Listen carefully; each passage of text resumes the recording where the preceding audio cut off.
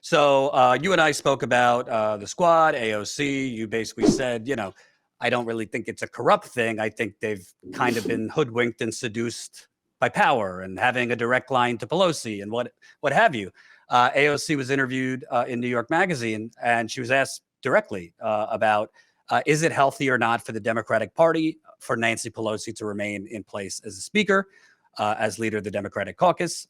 She responded, it's really all about a specific moment that we're in. We are in such a delicate moment of the day-to-day, particularly with the threats to our democracy. I believe that at the end of the day, there's going to be a generational change in our leadership. The reporter followed up, you don't want to go near this one. And AOC acknowledged it's a tough question. It's not even just a question of the speaker. It's a question of our caucus.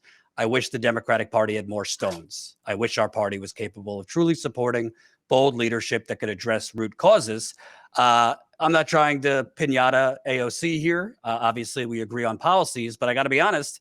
On one end, she's saying she wishes the Democratic Party has more stones, but she won't answer simply, no, I think it's time for a change.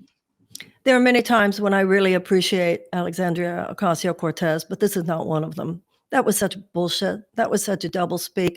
At the end of the day, when is that end of the day going to be? When these people turn 95? Is that when the end of the day is going to be? That we're just going to wait? I mean, these people who are 80, 85, 90, holding on to this kind of power, not allowing the leadership to come up. So then Alexandria Ocasio-Cortez says, well, it will happen at the end of the day. How much time do these people think they have?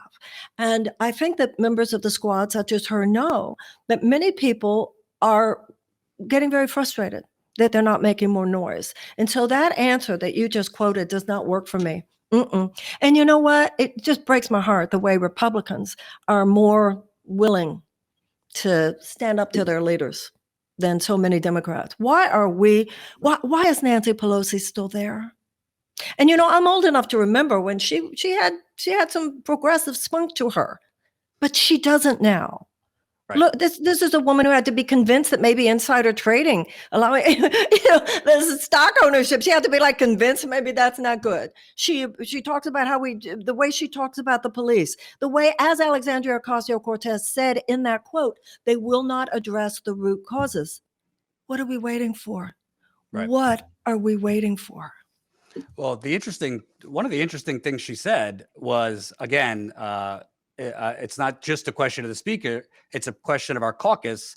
I wish the party was capable of truly supporting bold leadership that could address root causes.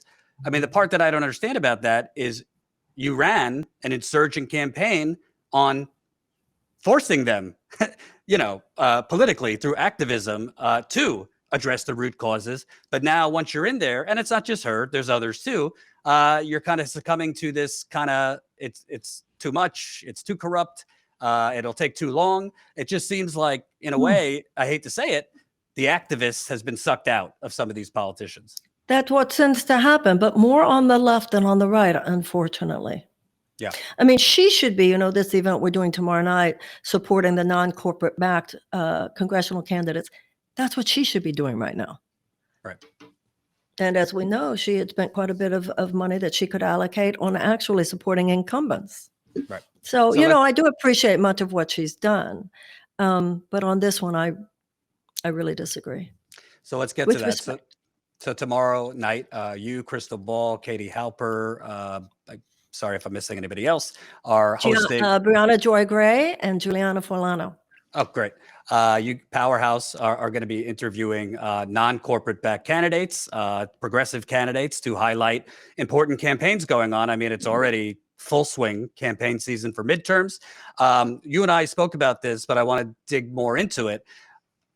How do you reach people that are watching and saying, well, I'm with you, Marianne, in having some hope, but isn't this Groundhog's Day? You're asking us to support these candidates again. We just talked about AOC and these progressive candidates that are getting basically seduced into inaction. Can you imagine if the abolitionists had said, I'm sorry, I'm giving up, it's taking too long? Can you imagine if the women's suffragettes had said, oh, well, this is just bullshit, it's taking too long? Can you imagine if the civil rights movement had said, no, it's just too hard? I mean, people need to toughen up. People need to get in for the long haul. People need to stop being so precious about their own trauma over all this. Do you think the people who were walking across the bridge at Selma were not traumatized? Do you think the women suffragettes were not frustrated, impatient, and anxious? We really do need to toughen up. This stuff takes a long time, and sometimes it's not easy. But in my opinion, cynicism is just an excuse for not helping. And it's easy to rail on Twitter, but that's why I want to introduce people to these candidates, because let me tell you what's not easy: actually running. That's what's not easy, Jordan. Because I have run myself, I have so much admiration for these candidates. If you are a non-corporate backed candidate today, you are facing the resistance of the corporatist establishment within the Democratic Party.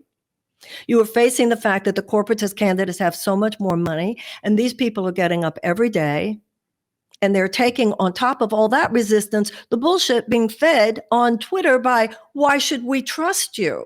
Well, these candidates are not unsophisticated. These candidates understand the problem with the duopoly. These candidates understand the problem with the squad when the squad does not show up. But they're saying that if we send them there, they will learn from those mistakes and they will try to do differently.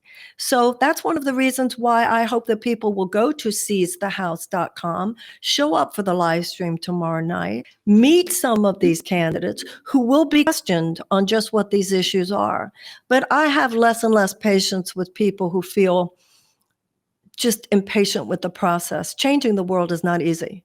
It was never easy.